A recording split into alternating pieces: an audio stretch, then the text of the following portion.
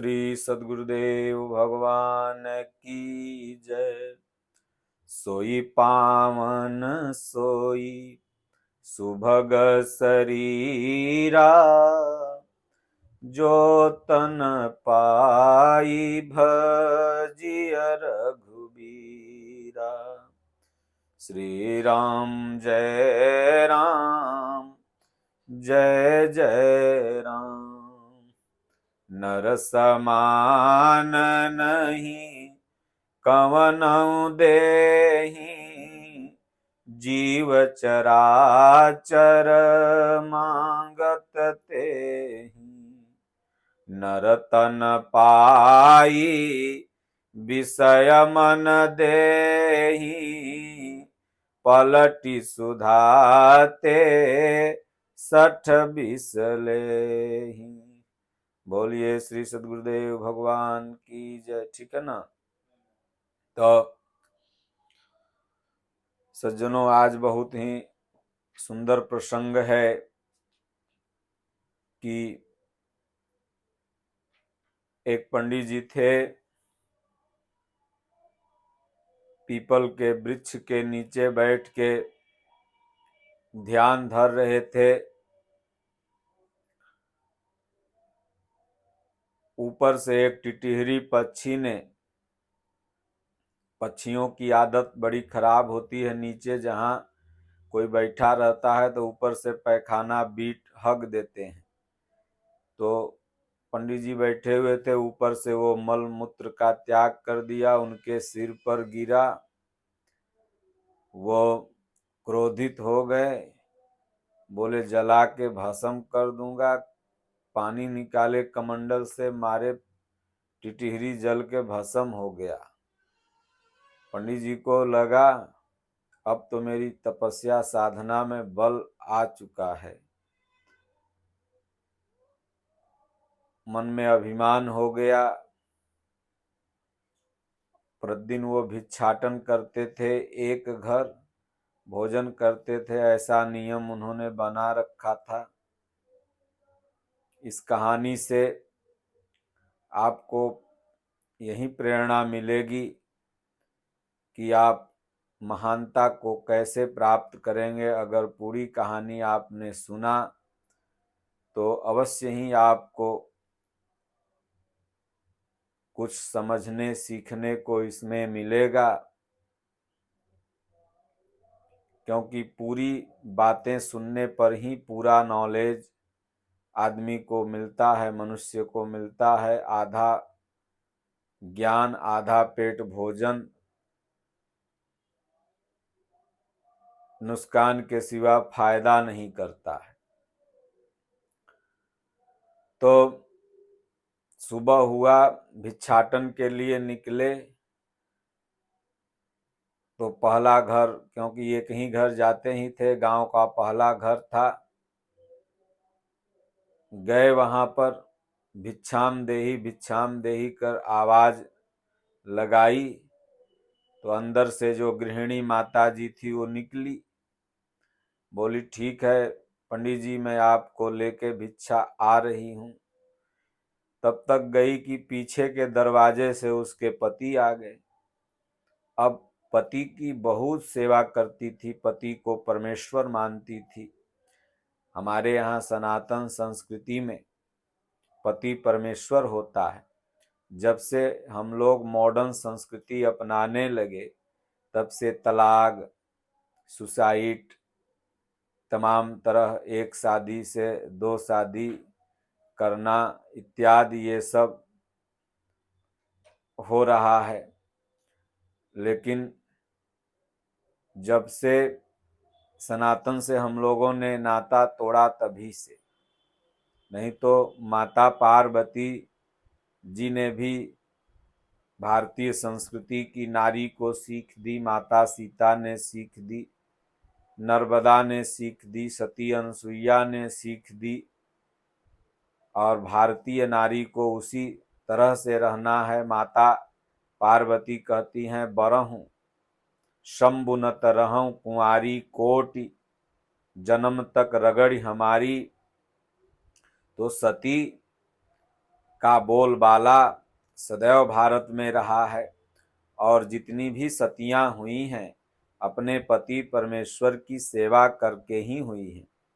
आज तो मॉडर्न संस्कृति या दूसरे सभ्यताओं को अपनाने के बाद नारियां वस्तु हो गई, खिलौना हो गई, जब चाहे तलाक दे दो, जब चाहे अपना लो, तो लिविंग रिलेशनशिप, तो फलना ढेकना, नाना तरह की कुरीतियां जन्म ले ली। मात्र भारतीय सनातन संस्कृति से अलग होने से, सनातन संस्कृति मतलब रियल ज्ञान, जो सत्य के पुजारी हैं वही सनातनी हैं। तो ये सती सावित्री औरत थी, उनके जब पति आ गए तो पति के लिए उसका परमेश्वर, भगवान, ईश्वर सब कुछ यही होता है। माता सीता की माँ ने भी यही सीख दी थी कि तुम्हारा पति ही तुम्हारे लिए सब कुछ है। ये सब बातें उस सती नारी को पता थी। इसी सब बातों से प्रभावित होकर उस नारी ने सत्य व्रत का पालन किया था, पति की सेवा करने का संकल्प लिया था। तो उसे ये नहीं पता रहा कि बाहर कोई भिक्षुक याचक खड़ा है, क्योंकि पति धर्म के आगे वो धर्म उस नारी के लिए छोटा था। क्योंकि जब पति परमेश्वर आ गए तो उनको पानी लाना, गोड़ धोना, उसके बाद थोड़ा देर पंखा झेली 2-3 मिनट, जब वो बैठ गए तब फिर बोली अब भोजन लाएं, फिर गरम गरम भोजन लाई, खिलाई। और पंडित जी बाहर खड़े खड़े गुस्सा रहे हैं, 1 घंटा हो गया और उनका नियम था एक घर से ज्यादा जाना भी नहीं है, नहीं तो दिन भर भूखे रहना पड़ेगा। मन ही मन सोच रहे थे टिटहरी को जला के मार दिया और अब इसे भी जला दूंगा। मेरी तपस्या को ये जान नहीं रहे, गई भिक्षा लेने, 1 घंटा उसने लगा दिया। बड़ी दुष्ट औरत है, मन ही मन गुस्सा आ रहे थे। जब उसने अपने पति की सेवा कर भोजन करा, उनको विश्राम गृह में सुला दिया, उसके बाद उसने फिर महात्मा का, जो पंडित जी थे, भोजन निकाली अपना ले आई, तो गुस्सा के मारे लाल थे, बोले इतना लेट कर दी। तब वो बिगड़ी, बोले पंडित जी हम वो टिटहरी नहीं है, ज्यादा गुस्सा मत करिए, हम वो टिटहरिया हैं क्या जो कल जला दिए थे आप श्राप देके, और सोच रहे हैं कि हमको भी जला देंगे। पंडित जी कहें भाई इस बात को तो केवल मैं जानता हूँ, या तो वह वृक्ष जानता है, या तो जो टिटहरी जली थी वो जानती है, या तो भगवान जानते हैं, क्योंकि दूसरा कोई आदमी था ही नहीं। उनका गुस्सा आधा ठंडा गया, बोले ये कैसे जान गई कि हम कल टिटहरी जलाए थे। बोले देवी आप कौन हैं? इस बात को तो भगवान मेरे सिवाय, उस वृक्ष के सिवाय जो जड़ है, किसी से बोल नहीं सकता है, इसके सिवाय तो कोई नहीं जानता, आप कैसे जानी? तो उसने कहा कि ये बात एक भगत बताएगा जो नेपाल की तलहटी में हैं, सदन, वो बताएंगे, आप जाओ।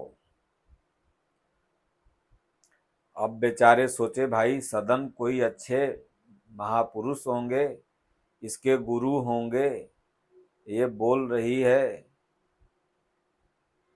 तो मैं जाता हूँ। जब वहां पर पहुंचे, बहुत लोगों से पूछा सदन का पता बताओ, सदन कसाई, लेकिन सदन नाम जानते थे, तो जैसे ही लोगों से पूछे सदन का पता बताओ, सब मुंह बिचका के, मुंह मड़ोड़ के इधर नाक कर ले उधर, क्योंकि सब जानता था कि सदन तो कसाई का काम करता है, रात दिन जीव हत्या करता है। और फिर पूछते पूछते एक ने बताया, जाओ आगे वहीं जो खसी बकरा मुर्गा भेड़ा काटने वाली दुकान है, वहीं सदन कसाई की दुकान है। वहां पहुंचे तो बकरी भेड़ा लटका हुआ था। पंडित जी बोले, अरे ये क्या बताएगा, ये तो अपने ही पाप कर रहा है। तौल ओल के जब वो खाली हुआ तो पंडित जी पर नजर पड़ी। सदन कसाई ने कहा, पंडित जी आपको माता ने भेजा है ना मेरे पास, उस माई ने भेजा है ना। आपने टिटहरी को जला दिया भस्म करके, फिर वो माई को जलाना चाहे तो आप नहीं जला पाए, गुस्सा किए, लेकिन वो बच गई। और उसी ने मेरा पता बताया है आपको, उसी ने भेजा है ना। पंडित जी अकचका गए, रात दिन ये जीव हत्या करता है। वहां पर कोई नहीं था, टेलीफोन तार मोबाइल आजकल न हुआ, उस समय तो था नहीं। इसको कौन बता दिया कि उसने भेजा है, ये कौन बता दिया कि टिटहरी हम जला के आए हैं, ये कैसे जान गया। पंडित जी ने हाथ जोड़ के कहा, भाई ये बताओ, 4 दिन से तो मैं अचंभित हूं, वो महिला कैसे जानी, तुम कैसे जान गए, अभी तक तो हम नहीं जान पाते हैं किसी के मन की गति का हाल, ये कैसे तुम लोग जान गए। तब उसने कहा, चलिए, ले गया। वृद्ध माता पिता पड़े हुए थे, पहले उनकी सेवा कर ली, जो भी पैखाना वगैरह बेड पर किए थे सब साफ किया। उसके बाद उन लोगों का अगरबत्ती दिखा, पूजा किया। उसके बाद फिर पत्नी के साथ गया, भोजन निकाला, हाथ गोड़ बढ़िया से नहा धोवा के फिर पंडित जी को खिलाने का आग्रह किया, नहीं खाए वो घृणावश। फिर अपने खाया। बोल पंडित जी ने कहा, जाना तुम कैसे। तब उसने कहा, पंडित जी ये सेवा के स्वभाव से, माता पिता की जो मैंने सेवा की, उस सेवा के प्रभाव से भगवान ने हमें बताया।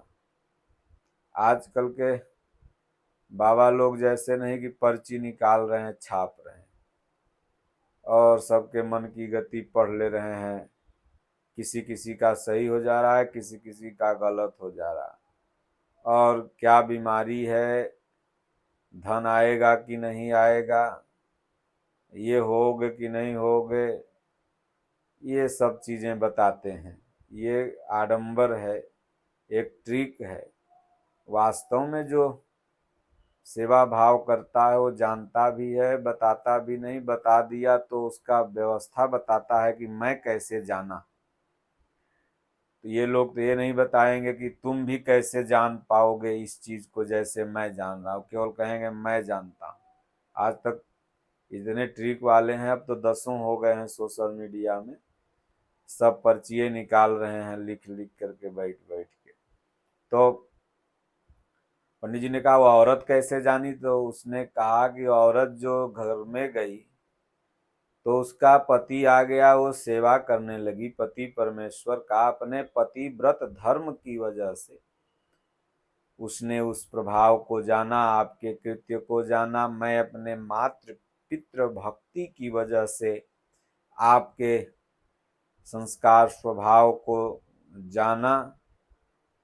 इसलिए पंडित जी आप भी सच्ची दिल से गुरु की भक्ति करो, दिखावटी मत करो, दुनिया को रिझाओ मत, भगवान को रिझाओ, तो आप भी हृदय की गति, मन की बात समझेंगे, जानेंगे, लेकिन उसको प्रचारित नहीं करेंगे, आडंबरित नहीं करेंगे।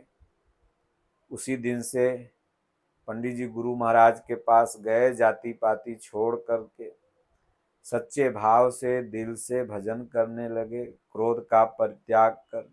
धीरे धीरे मन सहित इंद्रियां संयमित हो गई।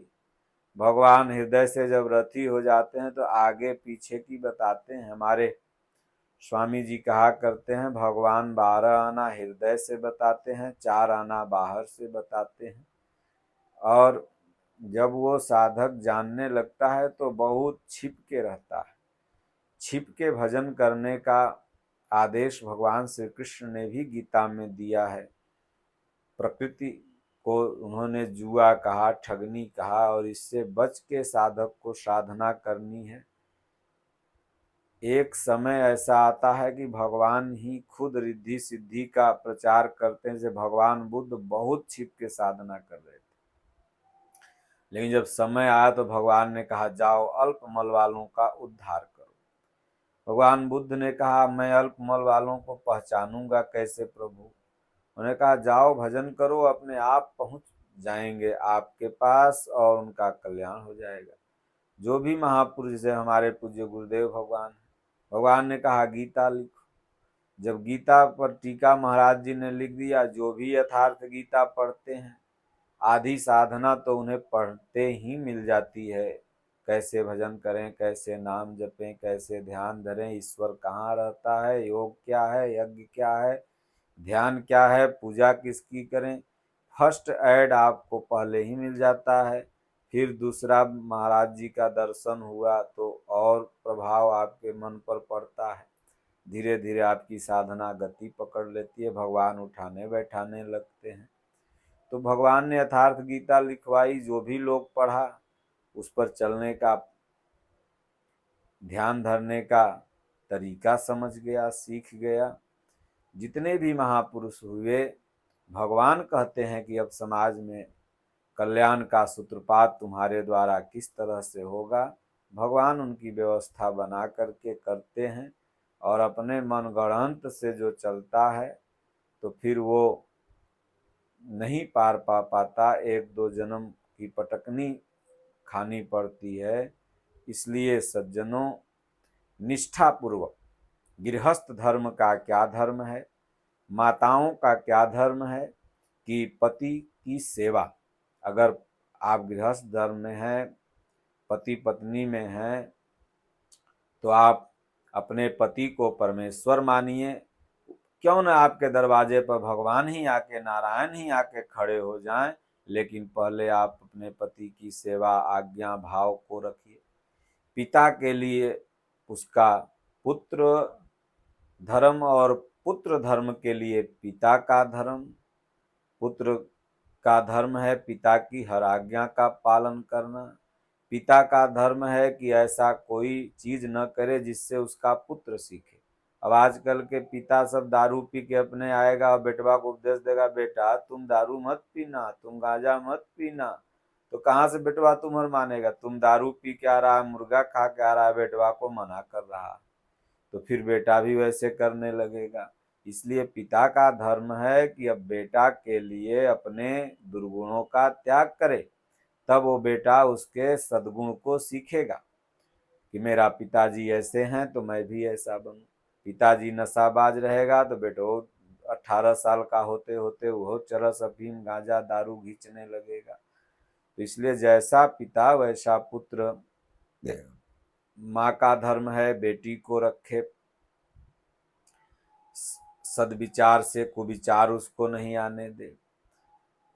एक पुत्र का धर्म सदन कसाई निभा रहा था, लाख पाप उसने किया, जीवों की हत्या की, लेकिन एक गुण पितृभक्ति उसके अंदर थी, और वो बिजनेस समझ के अपना करते चला जा रहा था। किसको काट रहा हूँ, किसको मार रहा हूँ, ये भावना उसके अंदर नहीं थी। पितृभक्ति में डूबा हुआ था, माता भक्ति में डूबा हुआ था, अपनी माँ की सेवा में। बिना उन लोग की सेवा किए खाना नहीं खाता था। भगवान ने उसको भी अंदर की बात बताना प्रारंभ कर दिया। पंडित जी ने भी देखा, कह रहे अभी तक तो हम पंडित बन के घूम रहे थे, अब सेवक बन के गुरु महाराज के शरण में सेवा करूंगा।